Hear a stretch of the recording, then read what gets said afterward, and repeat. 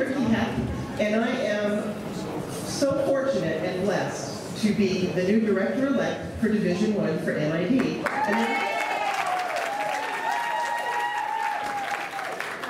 And I was fortunate that nobody filed to run against me, which is why just a couple of quick clarifications, because there was a question from the back. Well, who gets to vote for who and what and so on? Well, my name isn't even going to be on the ballot, which is a bummer, because I really wanted to be on the ballot, but I don't get to be on the ballot. If you are in District 2 or District, no, I'm sorry, 4, thank you, 4 or 2, you then can vote for one of these folks that you're going to hear from tonight. I was asked to give just a brief introduction about NID before. And why is NID important? Well, NID is important because they control our watershed, our water, our very life's blood, from the High Sierra all the way down into Lincoln. That is so important. I cannot stress enough how important it is. NID election, or all elections are important, but I'll tell you what, this NID election is especially so. This election is about the future of our water. I, along with 2 of these people on this stage, will be deciding on when or if to sell our water to downstream interests. I, along with this group, will be deciding on how vigorously to prioritize and fund the effort to remove toxins from our canals. We will be deciding on how much to charge the customers for their water. We will be deciding on whether to continue business as NID has done for the last 96 years or move forward with innovation. We will be deciding on protections for our watershed, and we will be deciding on Centennial Dam. Make no mistake, this is a critical election for our watershed, our community, and our water's future. Whether or not you live in any of these districts, District 2 or District 4, the votes that these folks will make will impact you. So just remember that. Oh, I don't live in that district, it doesn't impact me. Well, their votes are going to impact you folks, just from what I had said here and many, many more reasons. Please engage in this election and let your voices be heard by voting.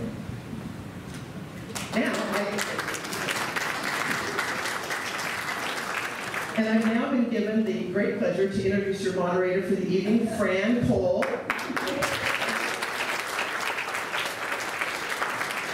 Fran Cole is an attorney and a partner in Diamond Baker Mitchell, LLP, one of our local very prestigious law firms. She's a business transactions attorney, and she has over 30 years of experience.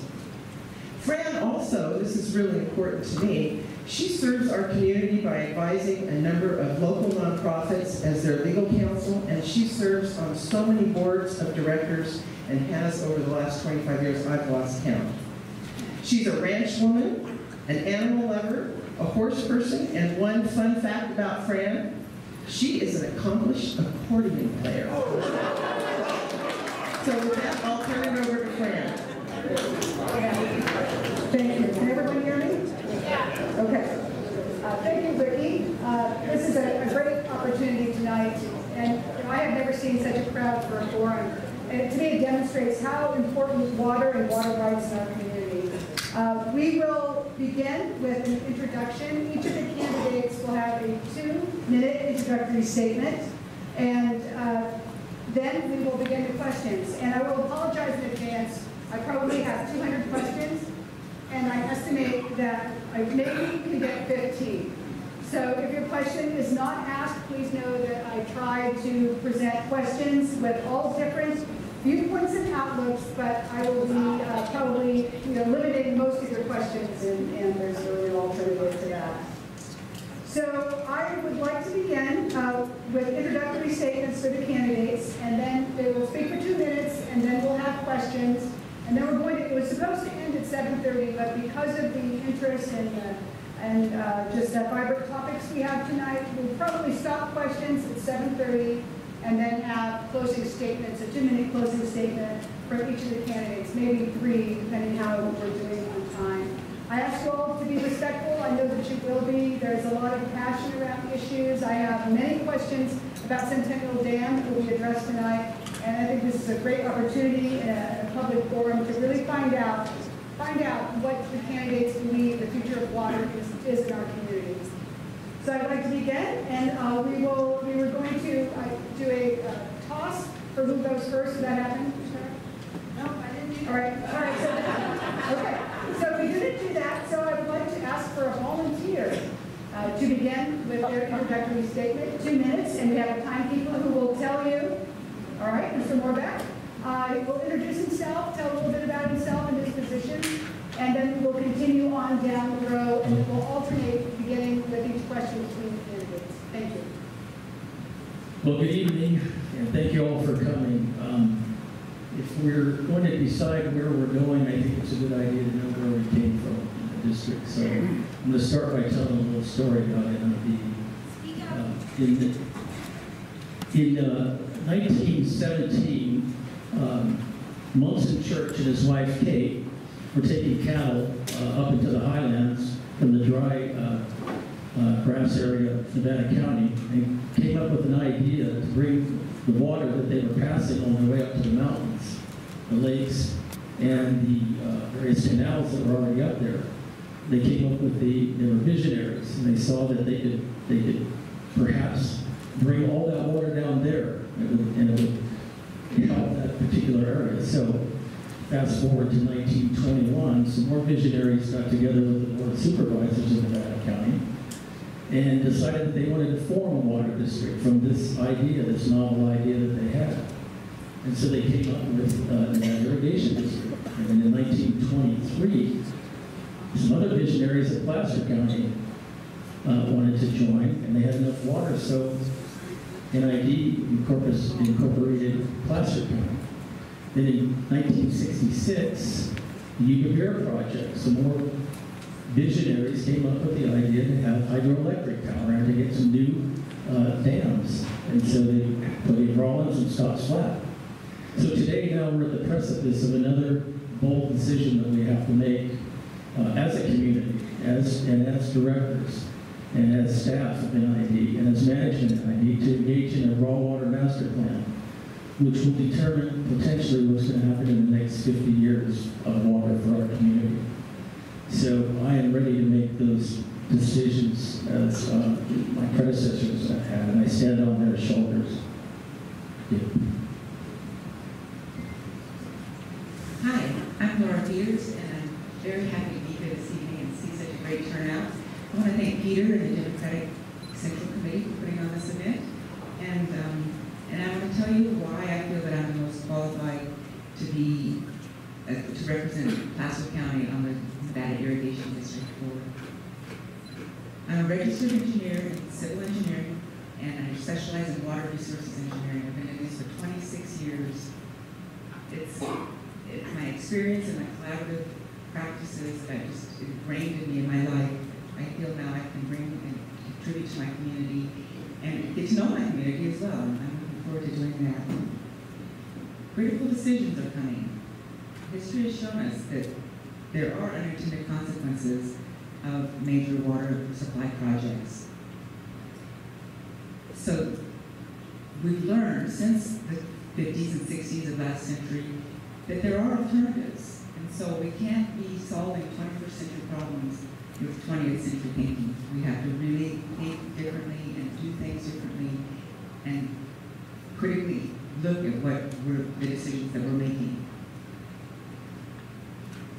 I'm a problem solver. I'm a civil engineer. Problems that I can bring a very diverse take to the community, and I'm looking forward to doing that.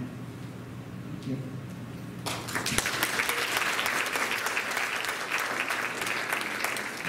Hi, I'm Bruce Herring, and I can't hear very well from up there. I don't know where the speakers are. But anyway, I want to thank Fran for moderating. I want to thank the Nevada County Democrats for hosting this event.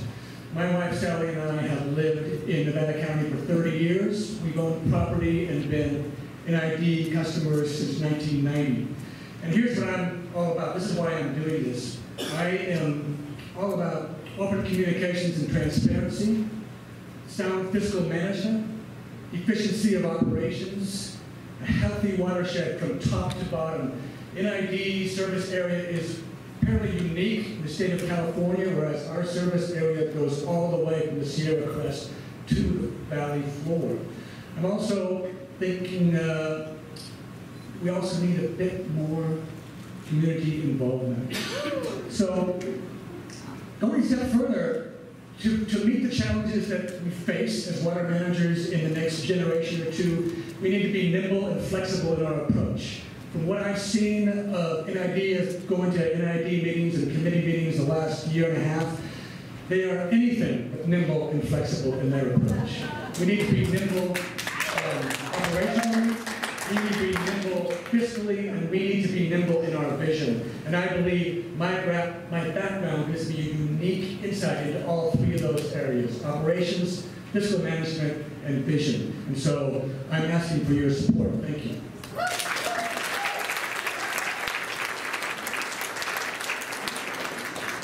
Hello, I'm Chris Bierwagen, fourth generation farmer in Chicago Park. Been there 116 years.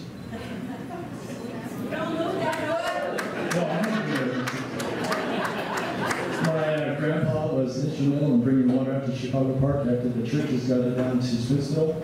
There was 1,000 acres of Bartlett pears in Chicago Park, and they benefited greatly from water. They increased production 3 times over once they got water to Chicago Park.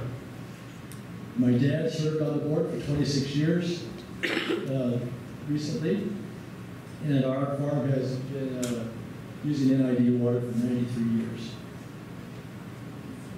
So this legacy and my own interest in water storage and conveyance and need and power generation, which we don't hear too much about, that I have decided to step up and try to carry on this tradition in our community. The goals for the district are to maintain an adequate and secure water supply for all users, including the environment. The district has long benefited from an abundant and cheap water supply, but these things are changing. And unless we tackle them head on, unless we have plans for the future, unless we are creative in how we're going to pay for a lesser supply of water, we are going to be in trouble. So I thank you for having me here tonight, and I look forward to serving you. Thank you.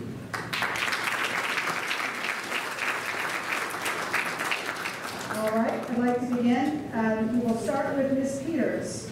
What are the 3 major challenges that NID faces in the next 5 to 10 years?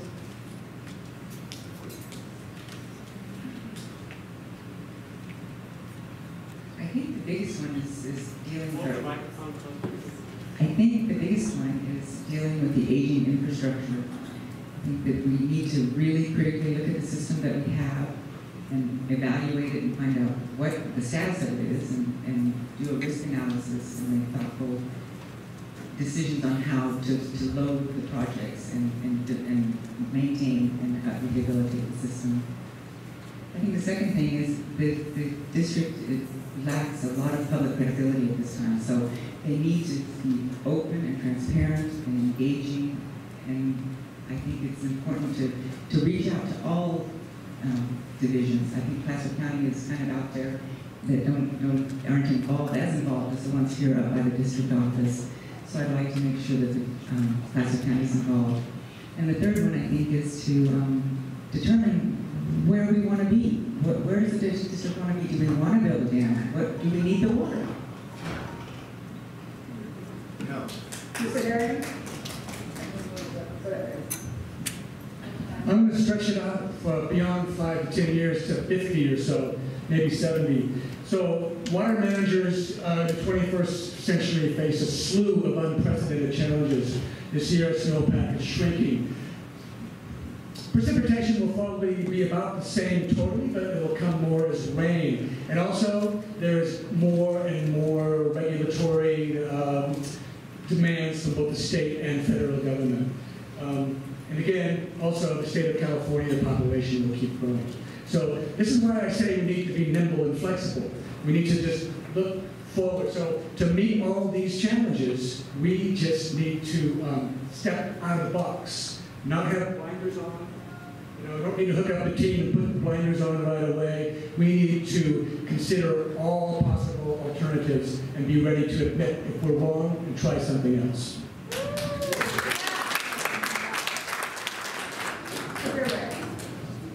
So I think the most critical is the question that the NID is facing is the taking of our water by our government to run it down the river. And the state is also on a rampage now to do the same thing. I think this is the most paramount issue we have. Probably we have enough water supply for our current needs. Well, I know we have enough water supply, and we have had for 92 years. However, if the federal government prevails in the FERC relicensing to run 47,000 acre-feet of water down the river, that's the equivalent of Scotts Flat Reservoir. They're not promising to pay for it or replace it. So that's the first one. The same goes for the state, is currently targeting all the rivers to demand that we release water down the rivers for the Delta. And the third has already been mentioned, the variation in climate are causing us challenges that we have to face.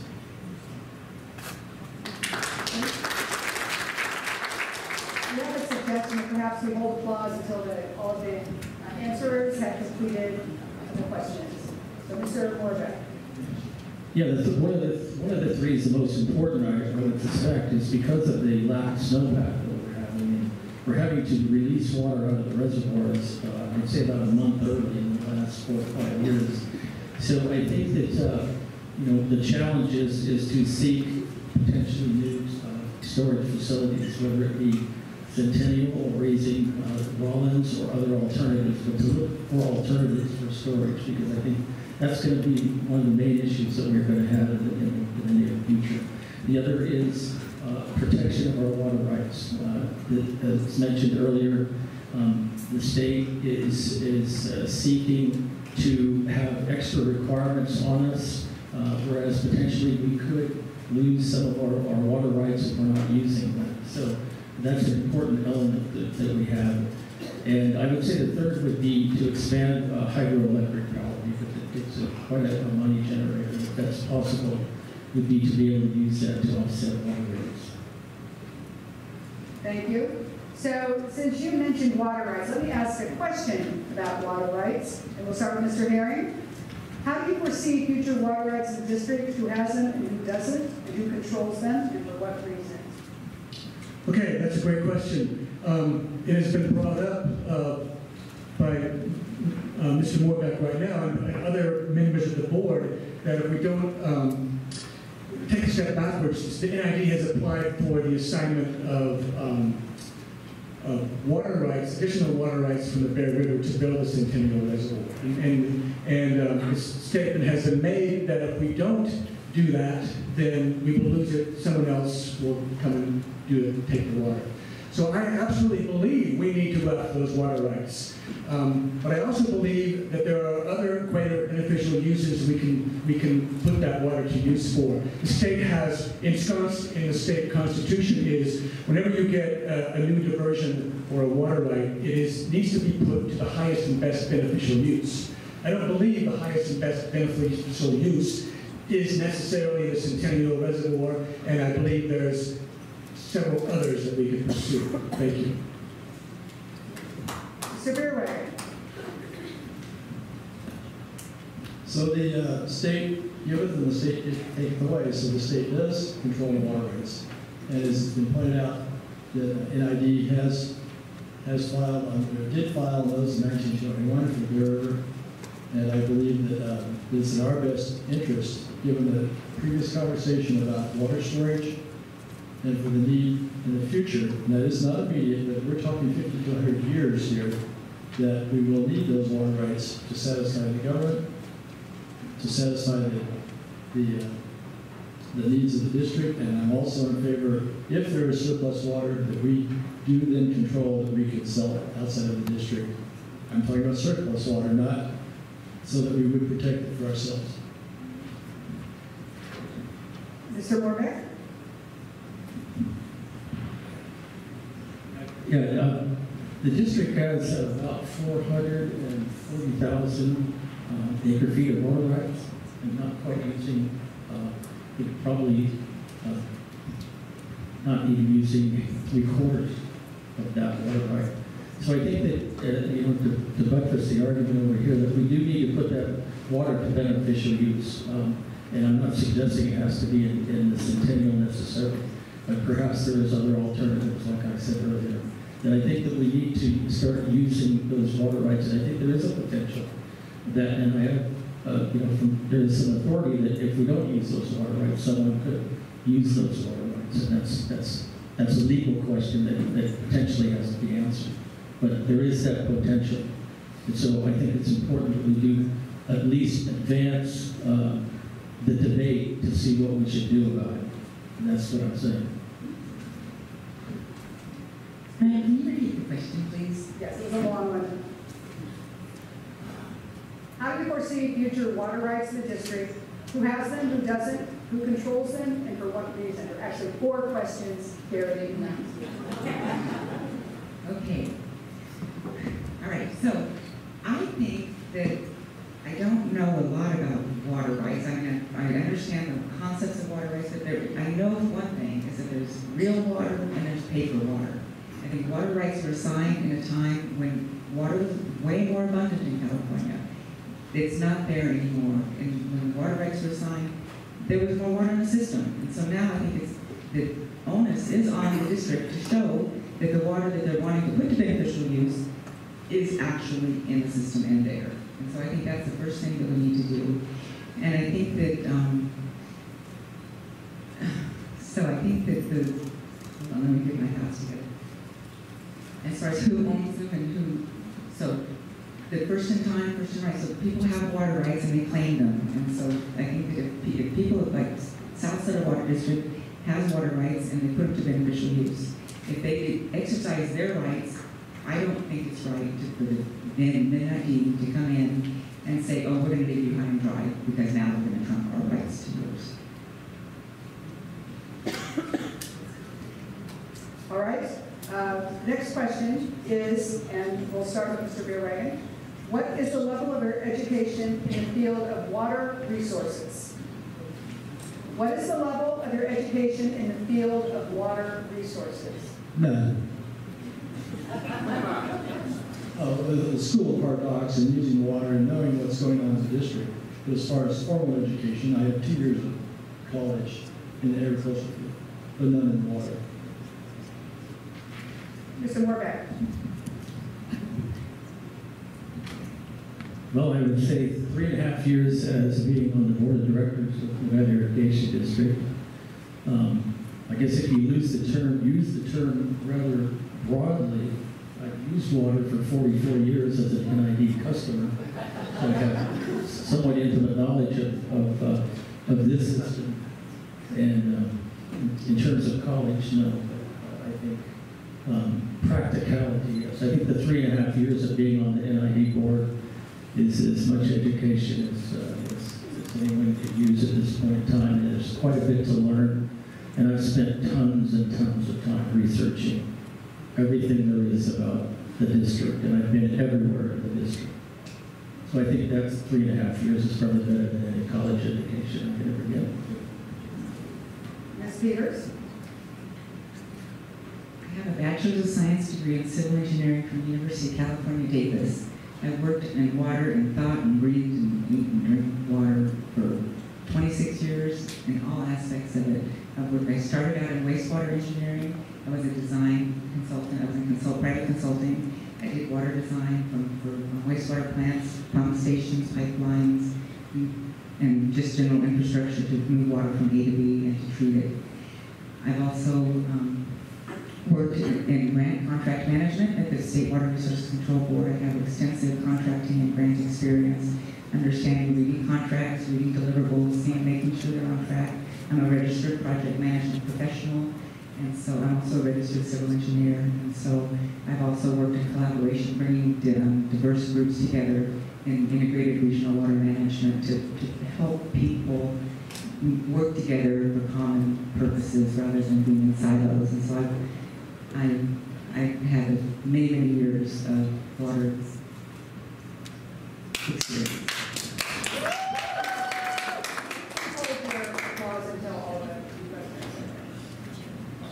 I've been following water issues for 40 years, and what I do know from that is that the entire state system and the NID system is based on the collection of melting snow from the Sierra Crest.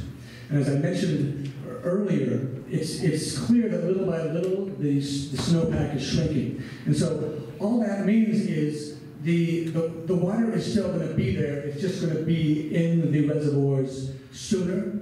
And so this creates an opportunity for NID rather than a problem. It creates the opportunity to find other ways to keep water in the upper watershed longer, and it also creates an opportunity to be very innovative with the operation of the existing system. So I believe there's plenty of resources, and as Mr. Bierwagen stated earlier, there is no water supply problem here in the NID service area.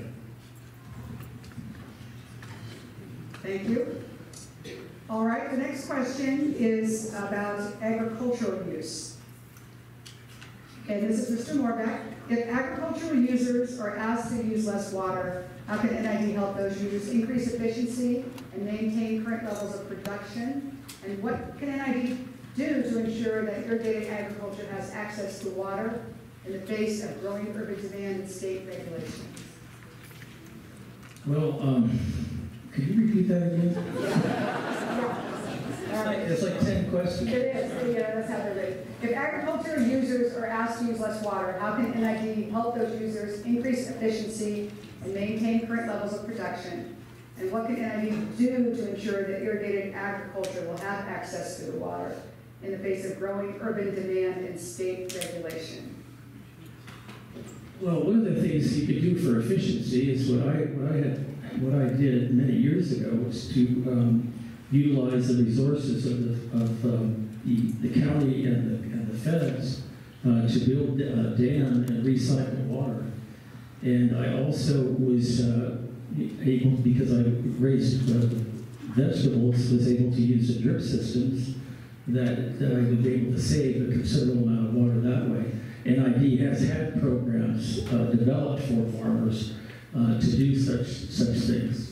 And so that's one of the things. And so what was the final part of that? Sorry. No, it's all right. What can NID do to ensure that irrigated agriculture will have water? Well, the priority is generally for the cities and for treated water.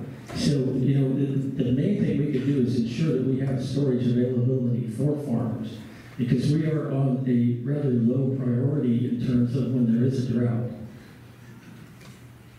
So that I guess the main thing would be to ensure that we have proper storage and we're able to save the water. Ms. Peters? Ms. Peters, would you speak up as loud as you possibly can? Thanks. Okay. Thank you, Chair. The best thing we can do is keep the groundwater and the surface water connected. If we keep water in the Bear River, we keep water in Camp Far West Reservoir, we can make sure that the agricultural community can go onto groundwater when it's dry, see dry years, and then they can switch back to surface water when there's available water. I think that, as it's been mentioned, there's many programs I think we could do, low-interest loans, and go out and work with farmers and agricultural producers to help them find efficiencies, whether it be drip. Sometimes it's not always best to have drip, depending on the crop. It's all site-specific, and so to have a program where we offer technical assistance for agricultural people to get the surface water to the property. People in Division 4, they're landlocked, there's been land splits. So to work to make sure that everybody that wants surface water has the availability to it, and work to help give them technical support to get water from the ditches to their properties. We absolutely need to ensure that our rich agricultural heritage remains whole, again, not for the next decade, but for the next 50, 70 years, all the way to 2100. And so I'm totally committed to that. I had the good fortune in May of, and NID does work with the agricultural community to a certain extent, I believe we can do better. We can work with them as more as partners instead of as just buyers and sellers. I attended the irrigated pasture workshop at Sue Hook's Ranch back in May, and it was extraordinary, and I really appreciated that. It was a great insight into what was happening, and there are partners. NID and the UC Extension Program are excellent, I think, in that regard, and I think we can just do more about that to ensure the sustainable success of our entire diverse ag community. Okay, first, the issue of conservation. This is going to sound like an old-timer thing, but the irrigation district was formed in waterland to provide agricultural water. By default, over the years, we've become involved in treating water and selling it to everybody. I don't disagree with that. However, I do think that when it comes to conservation, what we can do, what we're already doing, is the federal government partners with agricultural people to create efficiency systems such as drip and micro sprinklers already, but that's a cost share program and it does cost the farmer. So how we get to asking farmers to conserve water without offering an incentive, where is the incentive going to come from? Is this now an irrigation district project? All right, thank you. So now that everyone's warmed up, let's talk about the dam. We were just speaking about water rights. Will Centennial Dam strengthen or weaken NID's water rights, and what is the relationship between Centennial Dam and water rights? And Ms. Peters? Centennial Dam so far has not received a license to get a water right. I think it's still at the Water Board. They're waiting for the secret documents, the California Environmental Quality Act, the preliminary documents and the plan for what they're going to be doing with it. Okay, can you repeat the question? Yes. Will Centennial Dam strengthen or weaken NID's water rights, and what is the relationship between Centennial Dam and water rights? So the district, it's my understanding that the district holds, as Will mentioned, that they do have unused water rights. I think the first thing they need to do is confirm that it's real water. That's as I mentioned earlier. And and so I'm losing my thought process. But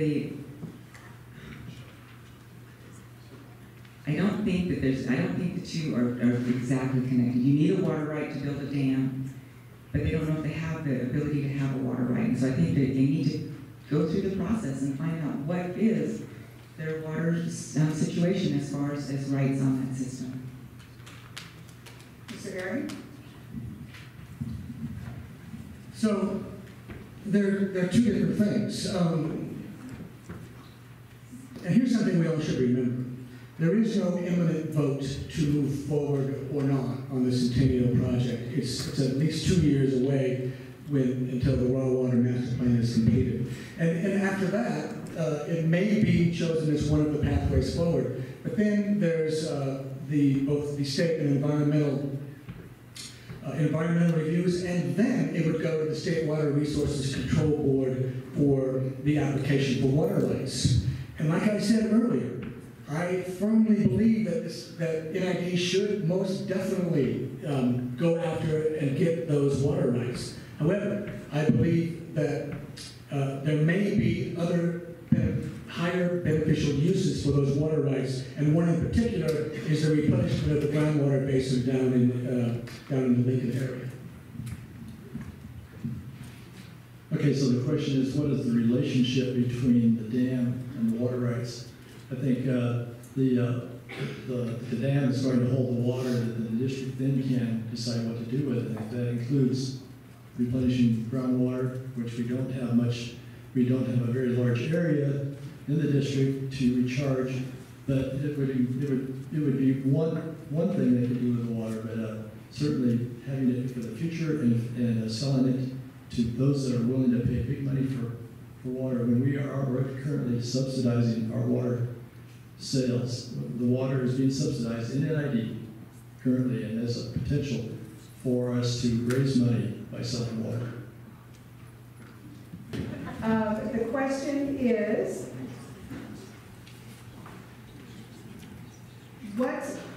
what effect does Centennial Dam have on water rights, and what is the relationship between Centennial Dam and water rights? Well, there are water rights available on the Bear for Centennial. NID, as I said earlier, has, I believe, 444,000 acre-feet of water rights. And I believe that the water rights on the Bear are either pre-1926 or pre-1914. I'm not exactly sure of that. But it will certainly strengthen the water rights if Centennial were to be built, because you would be putting it to beneficial use, and it's also the community of origin. So if you want to answer the question, yes, it would perfect those water rights. Right now, they aren't perfected because we're still in the EIR process, and the application is still out there. So, but it would benefit the water rights, yes. All right, and now this is for Mr. Perry. What is the full cost of building Centennial Dam, including the cost of decommissioning, and how will these costs be covered if the dam were built? Okay, this issue from NID has been a revolving door. It started out as $160 million 4 years ago, then it was $260, then it was $360, and now it's about $490, I believe, just for the construction of the dam. That does not include financing. So the financing costs depend on what X's and Y's you put in there for the length of the mortgage and what the interest rate will be. But it's certainly not infeasible to suggest that the total cost will be $1 billion. And as Mr. Bierwagen has suggested twice now, the only way to pay for that is to sell water out of the district. And I'm not sure that's the best thing we should do with our water. Mr. Bierwagen. Okay, I'm not familiar with the particular details of what the dam is going to cost. Like any government project, as you know, they tend to go overboard. They probably will go overboard or go above the cost. I think it's premature to even suggest that it's going to, what exactly it would cost to build a dam. I stand by what I say about the reason remains to protect the water rights, keep them in the district, and to pay for it by selling water. Mr. Morebeck? Last figure, or the first figure that I'm aware of was the ACOM figure. I think it was 2016, and it was $260,000 for a roller concrete dam. Since that time, I'm not sure that we have any exact numbers that we have available, but in 2016, it was $260,000. And that doesn't include and that's 2016 numbers. There are other numbers out there, but it's going to be bigger than that, I'm sure. And that doesn't include management fees. It doesn't include purchases. It doesn't include mitigation, etc. And if you're talking about a funding mechanism, it would be have to be a bond type situation that was happening in the Yuba Bear project, and also help potentially from the Fed and the state government. And NID has a AAA, a AA plus bond rating from Fitz, and it is a very solid ground financially.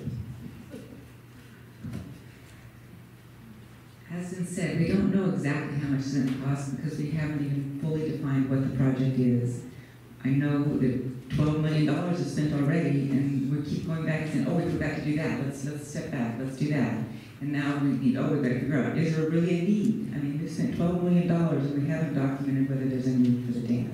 And so guaranteed, this dam is going to cost way more than it would have to if we would approach it in a more rational, problem-solving, rational method. I think that this $12 million we may never see a dam. And we've spent all this money. I think it's just not right to approach the project this way. And the financing costs and the mitigation costs and the environmental costs and the cultural costs. I mean, there's a lot of non-quantifiable quantifiable numbers that it's a really high price. All right, this is Mr. Bierwagen. If you, at this point in time, are you opposed or do you support the dam? And if you oppose it, what is your proposal for capturing additional amounts of water that belong to NID under current water rights without the dam?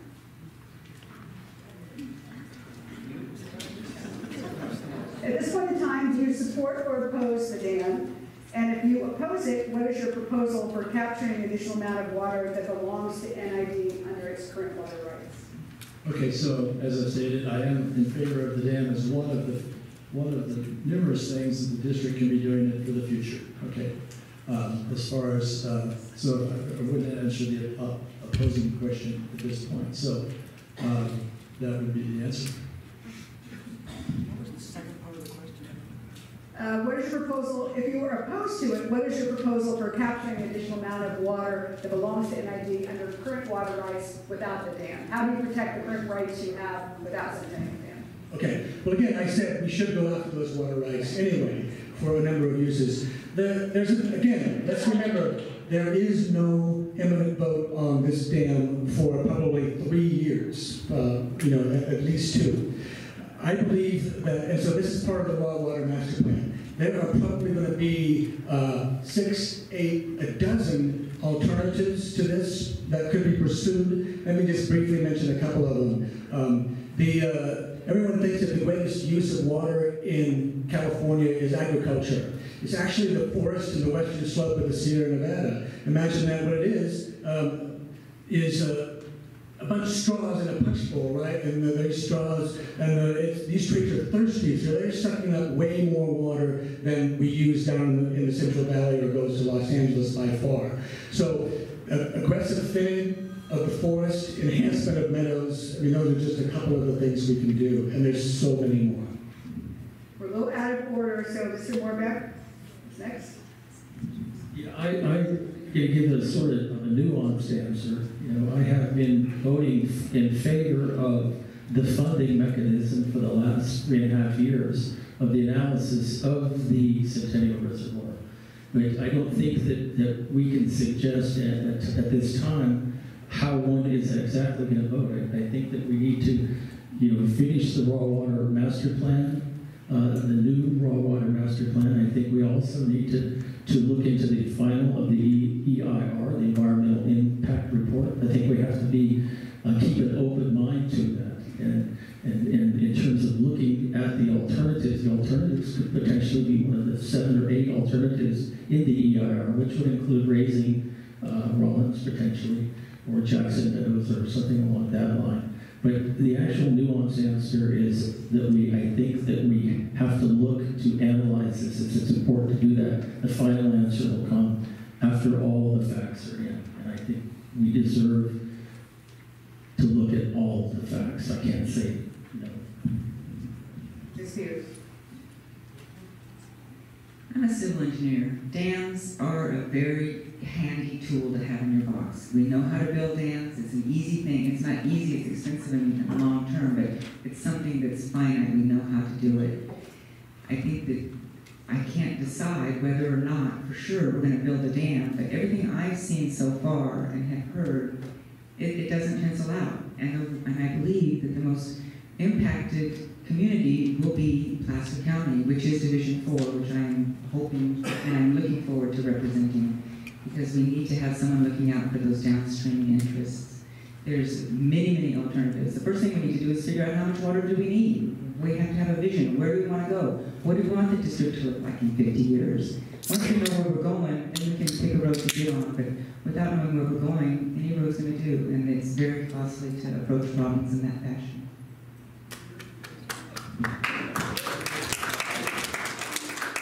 And we'll start with Mr. Morebeck. Will the NID customers be paying for the dam if it's built? If not NID customers, who is expected to pay for it? Well, if we were going to be looking for funding, for federal and state funding, the federal government and the state government would help pay for that. But I would say for the most part, it would be the constituents of the district that would be paying for the dam.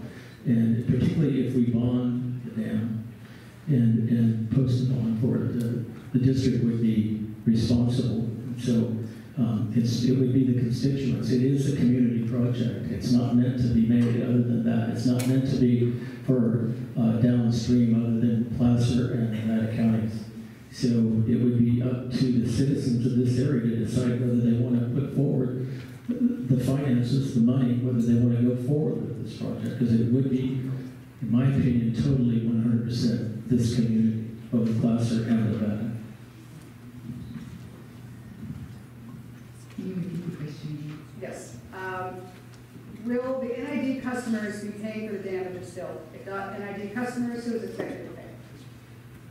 Definitely NID customers. I don't think that, and again, as an engineer working in water, I work with the Department of Water Resources and we oversee water transfers.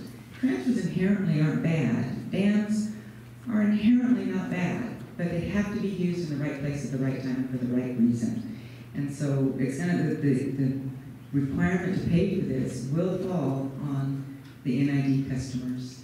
And I don't know that anyone outside of, there's a lot of people in Placer County that are disenfranchised because they live right across the river and they have no say in whether this is done. And so there's a lot of people in the district that don't have access to NID water. And so they're going to be paying for it. They don't receive any benefit for it, and except perhaps for water that would replenish their wells. And so it's us. We're the ones that are going to be paying for it. And it's going to be expensive. I think it's a stretch to suggest that even if the NID service area, both in this part of the district and down in the Lincoln area, expands by 50%, that there's no way that increased revenue could pay for such a colossal and costly project. And it's been stated several times here. The only way that you could really pay for this is to sell the water south. That means either, to the Bay Area or somewhere south of the Delta to a large agricultural interest in the San Joaquin Valley or Los Angeles. In addition, no one around here has the expertise to build a dam. Would have to be a major construction company, but that would be, probably from Los Angeles. And so, who's going to benefit from that? The benefit to our county from building this dam is negligible. Absolutely, the water, the customers will pay the bill along with the taxpayers. That hasn't been brought up. We do have a tax. The tax money goes to improving infrastructure. That's how it's been funded so far. So they have been for 96 years, 93 years, however long. We're not being subsidized from outside of the area to provide us with water. We are the beneficiaries of the water. We have to pay for it. And it's up to the board to manage this project, to decide if it indeed pencils out. I think they have gone forward because they believe it does. And so that's the way the system works currently, or has worked. That's why we have the system we have today, because they paid for it all along. Okay, I just have a couple more dam questions, and I'll release you on that topic. What is your opinion of the purchase of private property within the Bear River Canyon prior to the release of any environmental impact reports, feasibility study, and required permits using funds from NID ratepayers and taxpayers? What is your opinion of the purchase of private property within the Bear River Canyon prior to the release of environmental impact reports, feasibility studies, and required permits using NID funds? Yeah. So this is one area that I've been somewhat unhappy with the district of going ahead and purchasing property before we had secure water rights or permission to build a dam. However, this is a classic example of an old saying. It's pretty easy to understand. The cart is way ahead of the horse here. So, and this has happened over and over again with NID in the last several years. And not only that, at this point, the people in that area, and there's people in the room here that would be affected by this, that live on the Placer County side of things, and they can't vote. And so not only is this, so the real estate market in that area on both sides of the river is broken. NID has now become the only willing buyer. And so it's if anyone wants to come in and move from the Bay Area and live on Placer Hills Road, they'd be crazy to buy a house right now. I mean, so cart before the horse, and very close, in my opinion, to the misuse of public funds. Ms. Peters. I concur with Bruce. I think that this was way out of order. They disrupted communities. They just destroyed the whole real estate market in a viable, beautiful area. People hope to live there, and now it's all speculation. They don't even know if it's going to happen or it doesn't happen. And I don't think that's fair to do that to the communities. I think that they have, it is. It's right there on the border of misuse of public funds. Mr. Morebeck. Sometimes you get hard questions. I'm going to disagree a little bit with this. I thought both sides of this whole issue, and I have participated in the purchases of these properties. And so the way I looked at it initially was that we're putting this cloud over this area. And there were a lot of individuals and people who came to us initially. We didn't go out and seek anyone. They came to us and said, you know something, you're going to put this here, we want to move. We're tired, we don't want to deal with this. And so we dealt with willing sellers and willing buyers, and they weren't all purchased.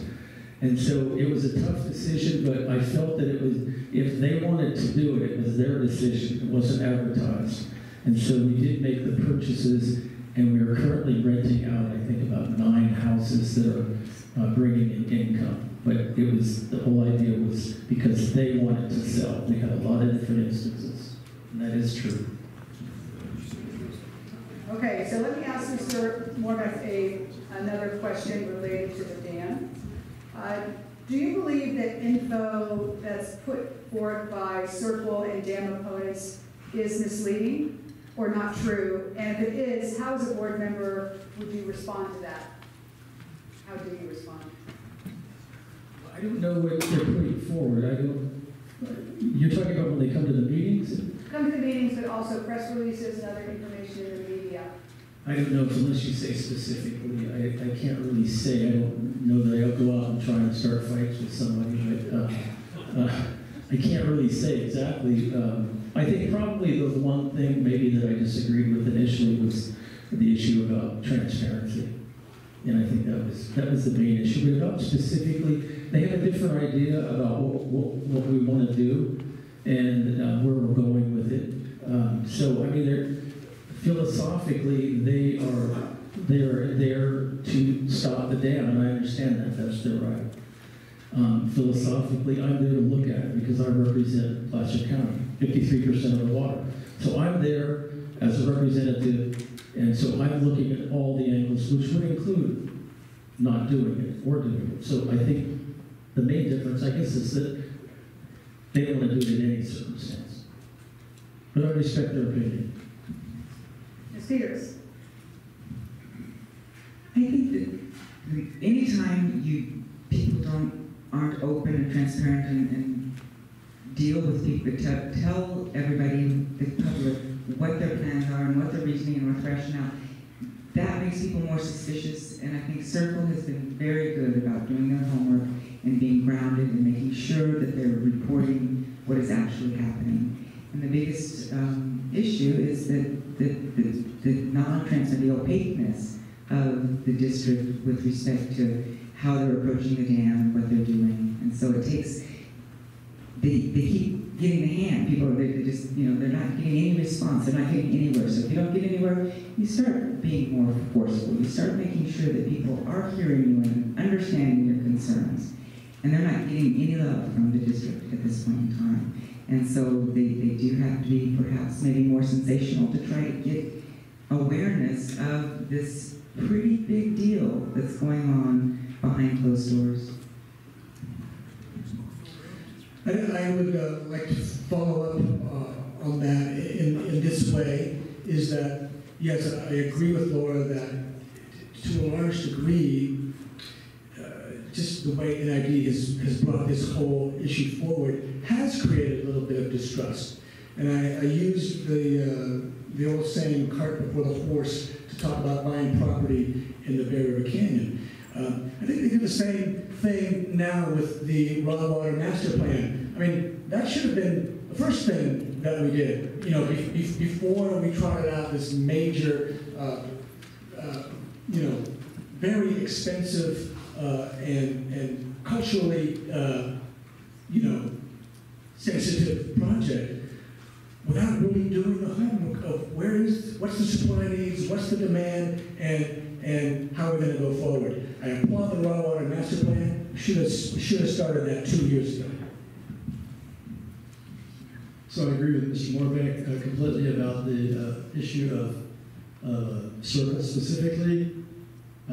It appears to me through, I haven't participated in any forums or any events that they hold, but it appears that they simply do not want a dam. Okay, so if that's the case, then how does that make NID non-transparent? If they have stated we're going to build a dam, we propose to build a dam, how does that make them non-transparent? And so I think that becomes a distracting issue rather than a real issue about how do we meet water needs, what is the will of the board and ultimately the will of the people for this project, not just to tear down. Well, they also, you know, there's push to do things like tear down Hetch Hetchy Reservoir, for instance, in California. So I think that's a real challenge that we face, but I think both sides need to be transparent.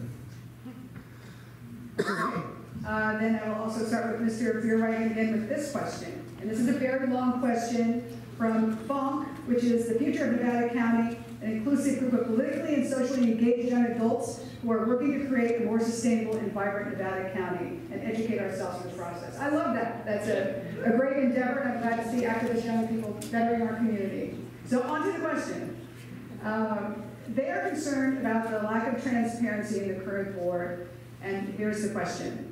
Under which circumstances do you believe closed-door meetings and opaque budgets are appropriate, and why? Mr. Bierwagen. Opaque budgets? Is that the question? Okay. So I recently attended a NID board meeting, and the attorney had to explain twice why they could negotiate property purchases behind closed doors. That was one of the arguments, that they could do that. And so therefore it was the good old boys club doing the thing behind closed doors mentality, and that's simply not true. And so, you know, I think that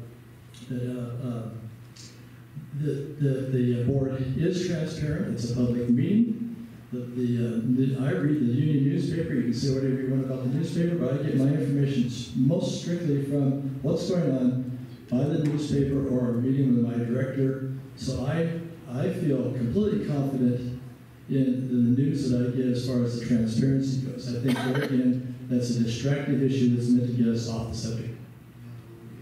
Mr. Barron. Okay, the question is, FONC is concerned about the lack of transparency in the current board, and the question is, under what circumstances do you believe closed-door meetings and opaque budgets are appropriate, and why? Well, I have a little bit of experience in school boards, and then there's just a few reasons to have closed session. Maybe it's a personnel issue, or you know, a contractual negotiations, which such as purchasing property is. And my good friend George would know there's another one in the school world is you're going to try to suspend someone. But so I have no idea whether there's, so it's perfectly legitimate and normal and legal to go into closed door session to negotiate any kind of real estate transaction or personnel issue. So not having been in any of those closed door sessions, I can't really speak to that question. I can only assume and hope that everything is above board and following the Brown Act, and I can assure you that going forward that would be the case. The closed door, and I agree with everybody, that there is reasons that the board does have to meet behind closed doors. There's very sensitive personnel matters, there's negotiations that go on, that there's too much at risk, and they're not obligated to share the details. But as far as their budget items and their board items where they're spending money, I'm really concerned because so many times when I've been there, they've said that, oh, we're not going to give the money to the low bidder, or we're going to sole source this. And so this happens almost every board meeting I've been to. They make exceptions to the rules for this contract. And it happens way more than I think is necessary. And so I think that the opaqueness of the budget, maybe there is a good reason, if we worked for them before, that doesn't buy it. We need to bring fresh ideas. With the raw water master plan, we should bring a fresh committee together to start at the beginning. I'd start off by saying the sole source contracts are generally, a lot of times, are hydroelectric power because of the specialty, and they're rather infrequent, but that's the reason. And in terms of closed-door sessions, it's actually one of the requirements of the Brown Act, and it's also specifically recommended by our attorneys that all negotiations with real estate have to be in closed session, and there's a reason for that. And also personnel matters and also claims are a part of that have to be in closed session. And also I have to address transparency a little bit because I hear a lot of that. Sometimes, I hope I don't offend anybody, but usually when they say that, it means that there's nothing else to say. NID is one of the only water districts that has committee meetings. It's one of the few that have live streaming. I know it takes a while to get there, but I think the committee meetings are something that's very important. No other water district I know of has it, nor does any other water district have live streaming. So we're one of the most transparent. Let's talk a little bit more about transparency because that has been a frequent criticism of NID's operations. NID has historically been a little camera shy. That seems to have changed. Is public participation valued, and how would NID improve their transparency? Yes, start with you. Okay, well, like I said earlier, we went to live streaming. It took a while, and the reason it took a while is because I sort of insisted on doing it a little bit cheaper. And so we were able to do it very reasonably in-house for less than a couple $100 a meeting, where it was going to cost thousands of dollars a meeting. So that was one of the reasons. But what was the question?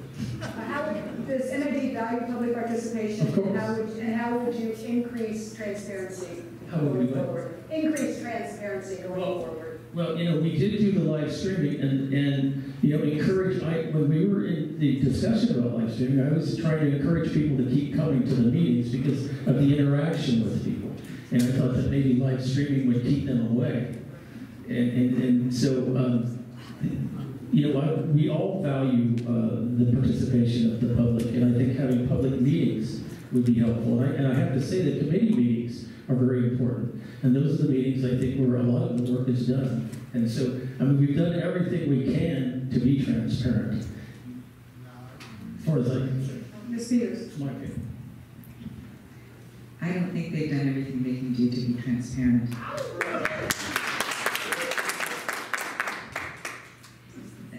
They need to reach out. I think that if people perceive Circle, they're an environmental group. They're just advocates, and they're just aren't steeped in reality and what we can do.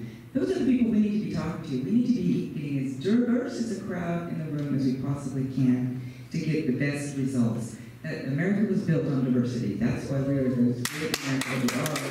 It means bringing people from all cultures, all backgrounds, and everyone has something to offer. And so I think that if the district would have more meetings out in the communities and invite the communities more to be more open and actually have dialogue with them.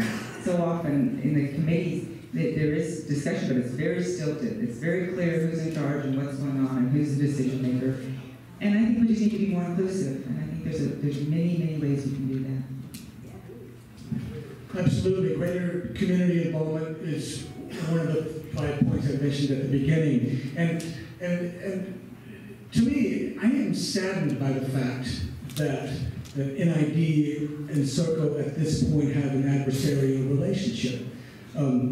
They do partner on a few issues in the upper watershed, and there could be more. The environmental community has grown up a lot in the last 35 years. Some of the most avant-garde scientific concepts are being germinated in non-profit environmental groups. So not only Circle, but we need to partner more with the University of California, the state college system, the United States Forest Service, hydrologists, everywhere. I mean, there's so many smart people in the room, in our region, in our greater region, that we need to bring all these voices to the table. Certainly the board's going to make the final decision, but let's make it an informed decision. Okay, so once again, I feel like this is a distracted issue. That the NID is transparent. It's an open meeting. They have public comment period, not unlike the Board of Supervisors. And while I think there is a perception of non-transparency, I don't believe that there is not transparency. I believe that we do have opportunity to go there and speak. We have an opportunity to speak to our board members and be participants. However, I think the general public is, at least those I've been talking to recently, very uninformed about where the water comes from. They think their water rates are going up from there. I mean, they are going up, but relative to other areas, they're extremely reasonable. We haven't talked about that very much tonight, how inexpensive our water is in Nevada County. So I think that's an issue that's being bypassed by this issue, this idea that NID is not transparent. All right. One more question about on this topic, and then we'll move on to herbicides. Who are the stakeholders and constituents that NID directors should listen to? Customers or the public at large?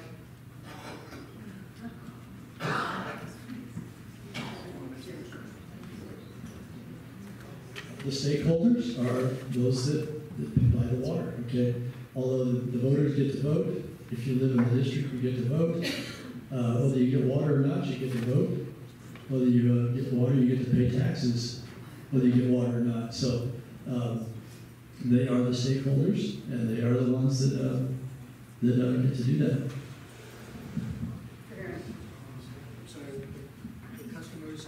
The question is, who are the constituents and stakeholders that should have a louder voice? Should it be NID customers or the public at large? Well, certainly, I agree with Chris. I mean, the first people that NID is beholden to is the people who purchase water from them, so they need to do their best possible job to supply that water in the most efficient way.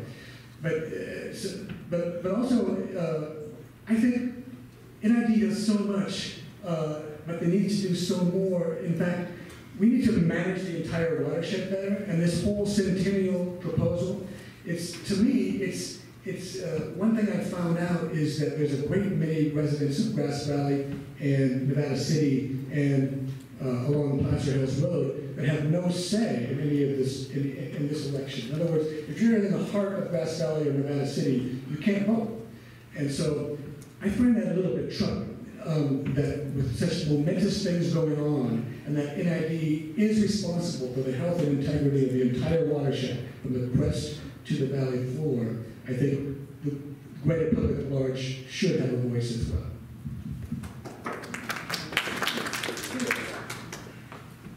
I think that as was mentioned, that the stakeholders are the customers, the ratepayer customers, as well as the taxpayers. But any project, you need to listen to the people that are impacted by it. You need to look at the footprint, and those are just as important, if not more important, than someone in another division that doesn't even affect them. So I think they need to be aware of who they're impacting, what they're doing to people's lives, and reach out to those people and understand their perspective and get their input and an understanding of the project or whatever's going on. So I don't think we can live in a silo anymore. It's not just these are our people and that's all we have to pay attention to. There's a lot going on downstream, there's a lot going on upstream, and the district has done a tremendous job of delivering plentiful water, and they do really, really good work. And so I think that the more we get out there and let people know what we do, and if we are going to do it, in fact, let's reach out, let's find out what everybody's concern is before we make decisions. Morebeck. NID has, I think, around 65,000 constituents. And so, and I think that just drawing a line around the area that we affect, we probably affect about 90,000 people, which are individuals that are on the other side of Placer County. And so we affect a lot of individuals. And so when they come to the meetings, they're not asked whether they are constituents or not. They are individuals that come and have an idea and tell us what they want. And we listen to them. And a lot of them aren't constituents. And we treat them similarly. So I have to say that we're responsible for everyone that we affect directly. And so, you know, I think you have to draw this circle. And those are the ones that we affect. So that's kind of where I'm at on that. And again, everyone has a say. May I say something about transparency? Feel free, you have 10 seconds. Yeah, I'm from Placer County, and so I'm here to answer your questions. And I don't think anybody from Placer County is going to be voting here. So I think an example, perhaps, of transparency is the fact that I'm here answering your questions. Thanks. All right, thank you. All right, let's talk about herbicides. As reported in the Union on August 31st, organic farmers are concerned about NID using herbicides in irrigation canals. What is your opinion about the use of these herbicides, and are there good alternatives? So who would like to start with that one? The Senate people haven't gotten to start. Ms. Peters, one, or Mr. Aaron wanted to speak.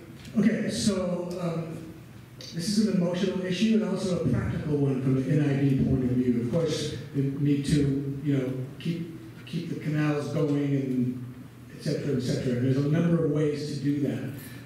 Using glyphosate going forward, to me, is a no-brainer. And so, and to NID's credit, they have established a citizens working group to work on this very important issue. They're doing test plots to decide, to test which alternative might work and which might not. But again, the problem is that it's hard to get any information from this working group. It seems to be conducted in secret. And going back to community involvement, you know, if I was on the board of directors, I would say, let's move this project forward as quickly as we can, and let's open it up to a greater number of smart people in the community who could help us solve this problem. When you say no-brainer yes or no-brainer no? I mean, why should we put glyphosate in our water? That's what I mean.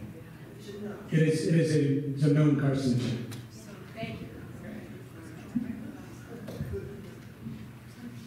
Yes, that is true. It is a known carcinogen. They have the Roundup or glyphosate is applied to the banks of the ditches, but it's very freely and randomly applied, and it's easy for it to get in the water. And once you put this kind of stuff, chemicals in the water, you can't get it out. It passes right through all the treatment processes, and it goes straight to the drinking water supplies. So I'm especially concerned about the glyphosate, and I think there are alternatives. We can have adopt a canal, or have people that live adjacent to the canal take responsibility. This is my section of the canal. I'm going to keep it mowed. The aquatic chemicals that they use within the canal to control algae, that's more difficult to address. There's many ways to do the terrestrial alternatives, but the copper and the Coutrin and the nautique that they put in, I think they just need to be very careful and not use it. But the algae does really negatively impact the customers, and that makes people really upset when they can't get their water. Yeah, I voted for the veg management program to analyze the way in which we could utilize other alternative methods. The district has been doing that for many years, but not to the same extent that others wanted. But so we, I believe as an organic farmer that we should not use these products, and so we did establish a testing plot this last year, and we intend to do it again. We've hired several consultants. There's nothing secretive about it. The committee meets and they report out, and a lot of times the committees they want to be the committee themselves, and that's the way it's done. But there's nothing. Hi, Mike.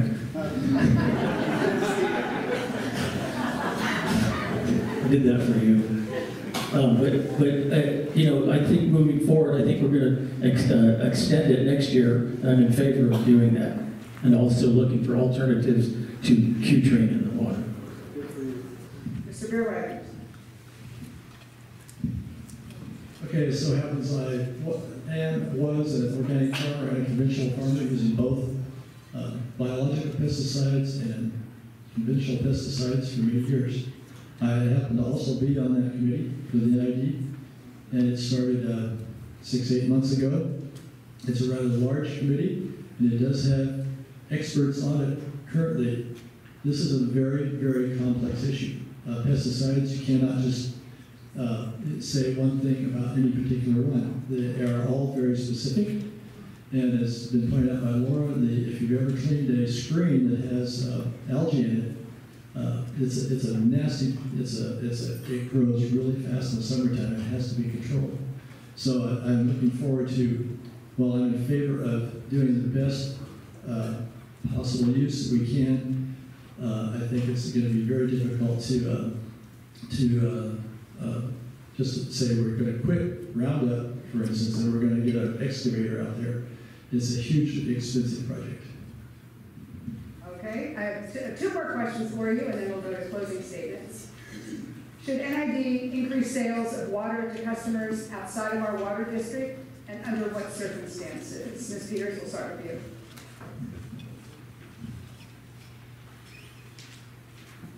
Yes. I'm not opposed. Nothing is black and white. There is a time when it makes sense to sell water out of district. But it has to be an informed decision. I think that to close off and say we're never going to do that, always and never, I try never to use those words, because there is a place for that. But to rely on it, to make contracts where we are sold and beholden to give our water to other people just to meet our expenses, I'm 100% against that. I think when there's surplus, we should share. When the bounty is good and there's water and all of our needs are met, yeah, that's the opportunity. Or if we have all of our reservoirs full because we live in this fortunate area of a high water-rich area, and then someone is dry, that would be a revenue-generating thing that I would not just say no just on principle. Mr. Herring? We should know that NID already does have a few contracts out of the district. I mean, it's just down in the South Southern Water District, and I believe some water sales, not very much, goes to Yuba County as well. And so, yeah, there is a time and a place for that, but also to go back to the concept of sound fiscal management, to rely on water sales out of the district, whether there's a surplus or not, to pay for, a major infrastructure project doesn't really make sense. I mean, the analogy I would say is back in the machine shop that my father bought from his uncle. During the World War II, my uncle's main contracts were with the United States government. And so as soon as the war was over, he told my dad, you know what? We are never going to sell to the government again. And it's a slippery slope to go down. Once you start having contracts to wherever, Santa Clara, San Joaquin Valley, I mean that's a slippery slope. Okay, as I stated previously, I'm in favor of doing this. However, with the caveat that we are selling surplus, we would be selling surplus water, thereby retaining control of that water for future use. I've also stated that the district is in a spot now of having to, because water has been subsidized by power production, we have experienced, we have benefited from very low water rates, some of the lowest in the foothills. And therefore, we have to do something in the direction that it's leading towards is raising water rates in the future. And so that is also not palatable. So we can't have our cake and eat it too. We have to do something new and creative to create more revenue. Currently, water rates do not cover operation and maintenance of the district. They are being subsidized by power production, and this has to change.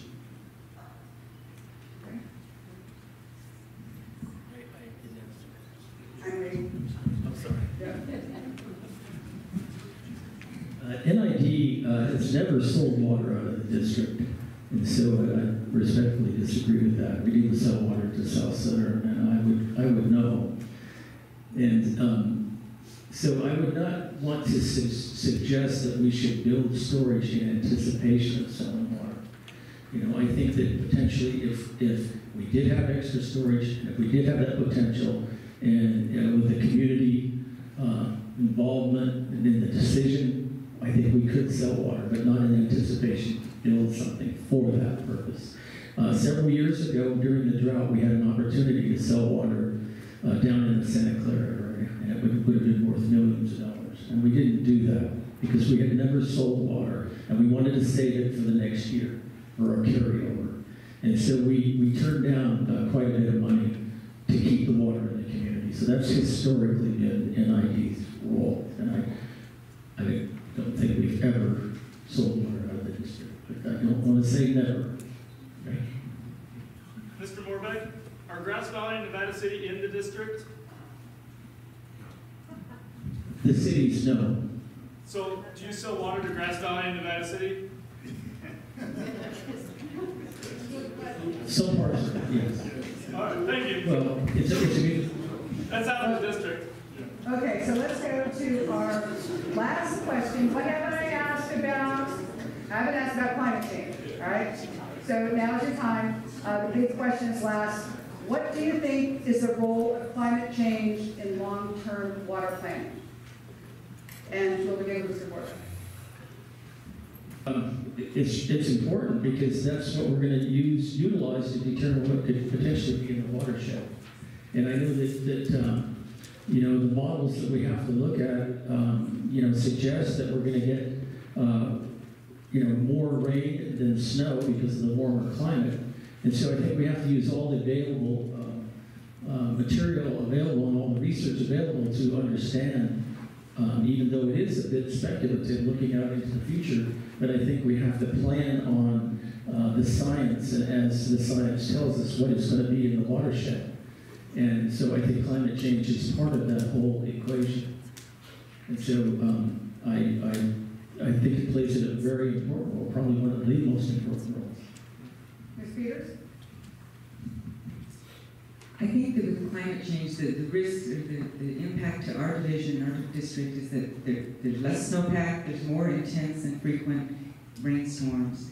Well, the bad side, the flip side of these more intense rainstorms is there's a lot of sediment, a lot of mercury-laden sediment that's already throughout our system. And so if we get more intense rain and we have only one place for holding that water, we're going to build a we're going to generate a bad mercury problem in the sediment. Easy for me to say. So I think that the best thing we do is diversify our supplies. I mean, get water into the ground at every possible place you can. Put it in your mountain meadows, thin your forests, which would be multi-beneficial for reducing fire, which also comes with this climate change reality. So I think that to diversify the water and not just put all our eggs in one basket, because it will just fill with sediment. I mean, I agree with both statements, and this speaks to my opening statement as well, that clearly there's going to be less snow and more rain and more variability. So that's why we need to be flexible and nimble and not have blinders on, but be willing to try a number of different strategies, and maybe that will work till 2040, and then maybe we'd have to go on to a different strategy. So this is a long-term thing. This is with us. This is the new normal. Every year is going to be different, and probably every decade is going to be different. So we need to be just, again, nimble and flexible in our approach. Okay, I also agree with everything that's been said about this issue. I think it's, first off, in 2018, it's the first year of my life I've seen the effects of warming over the winter and then the lack of snowpack. However, 2017 was a typical year that I experienced all my life, and so I think that the jury is out. Specifically, do we have to plan for climate variation that's going to be with us the same way for the future?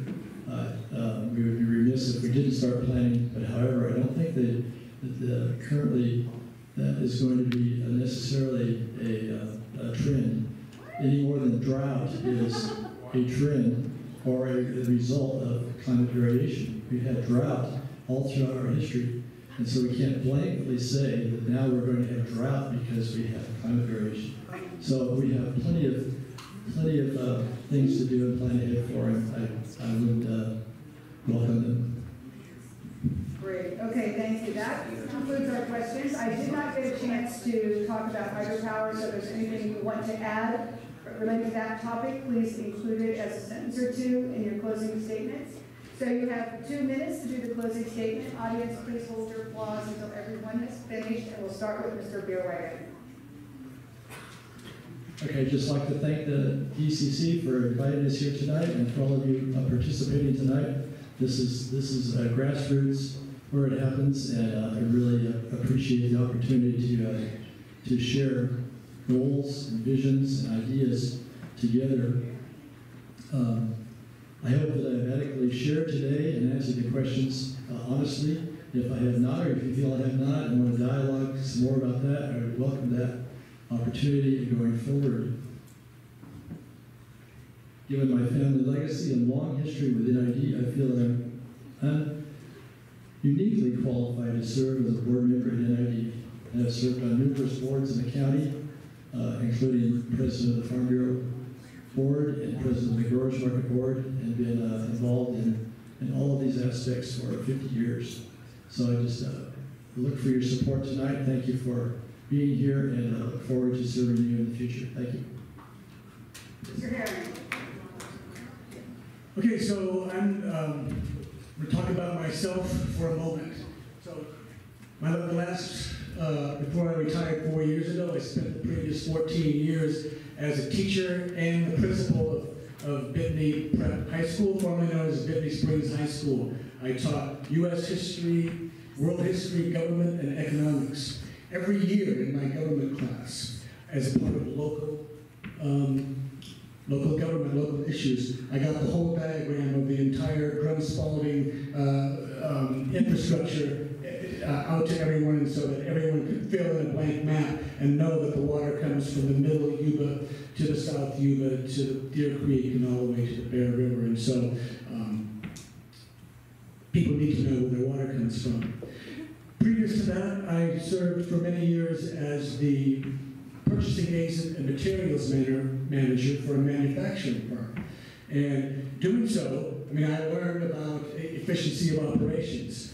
And also, it was old sort of a brick and mortar manufacturing firm. So I worked closely with the engineers. I understand the engineering mindset. I understand where engineers are coming from. I've seen a schematic of the dam that Rim Scherzinger showed me in his office, and I can see it, I can read it. So I understand that point of view. And I also feel like I understand things from the river point of view. So to me, I have fiscal experience by creating budgets at the high school, 5 years during the time when the state was cutting funds for education. Grew the school, grew the program. I have operational experience, and I believe I also have the vision, understanding things from both the river's point of view and the engineering point of view. And I think that's something that we need to do, is bring those two visions together. I learned about the true value of water riding my bicycle in Southeast Asia, where every morning I had to boil 5 gallons of water, tie it to my bike. My criteria for buying novels was how many pages were they, because every toilet was a new experience. And water was so critical. And I got by on 13 gallons a day. We have such an abundance of water here. And so I think that to be able to share that understanding that water is a precious, precious resource. And I think the main thing we can do in this division is in the district is to educate people and really let them understand, as Bruce said, where is your water coming from? And don't take it for granted. If you put chemicals in, you can't get them out. I mean, there's unintended consequences of convenience, and we really need to be cognizant of it all the time. My main priorities when I'm elected to the board is public participation, to bring these groups together, to get diverse opinions and make informed decisions. I also am very, as an engineer, we're usually painting pictures, and I'm very fiscally conservative. And so I see this money being spent, I'm going, what? And so it's the transparency and the public, bringing the public in and helping them have it be, understand that we're public servants. We're not here to be ego-driven and to make decisions and rule your life. We're here to represent you and make sure that you have a clean, reliable water supply. And also sustainable growth. The growth that's going to be coming in the district will be in Placer County. And I want to work with the local agencies. Water doesn't respect political boundaries. We need to figure out with the local communities, the local water agencies, the city, find out what is the best way to supply water to the city. I want to be at the table. I want to be in that process and make those decisions. And I want you to support me and tell everyone you know in Placer County, northern Placer County, to vote for me, Laura Peters.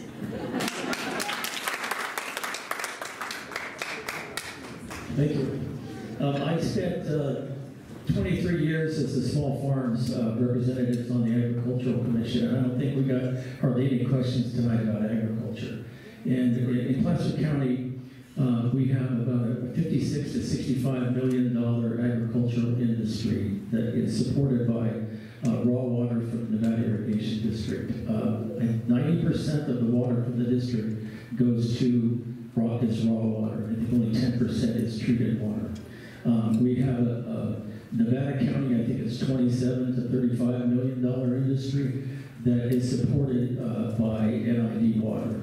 And so I think it's important to keep in mind that the reason we are all here in these communities is because it has been urbanized. And I think the best way to keep it from being urbanized is to support farming. And that's what I've been doing for the last 25 years on the Ag Commission. And I was a field representative all up and down California, trading grain, commodities for 20 years. And I was also a rice field man. So I think the best way to keep urbanization down, to keep this place from becoming the next San Jose, is to support the agriculturalists that are here. And there's some that are over here tonight. And I think that's the best way we can do this and to keep NID going. And yeah, I'm running for, by the way, I'm running in Placer County. My name is Morebeck. I'm the president of NID. And I want to thank you for doing this this evening. And I want to thank you for being so kind to telling us how much time we have left. And I think Great job. 17 seconds. Okay. And as the board president, I would like you to come to the next meeting and do this instead of me. All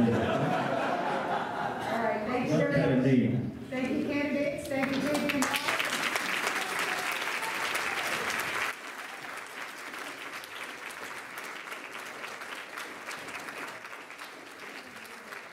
Thank you for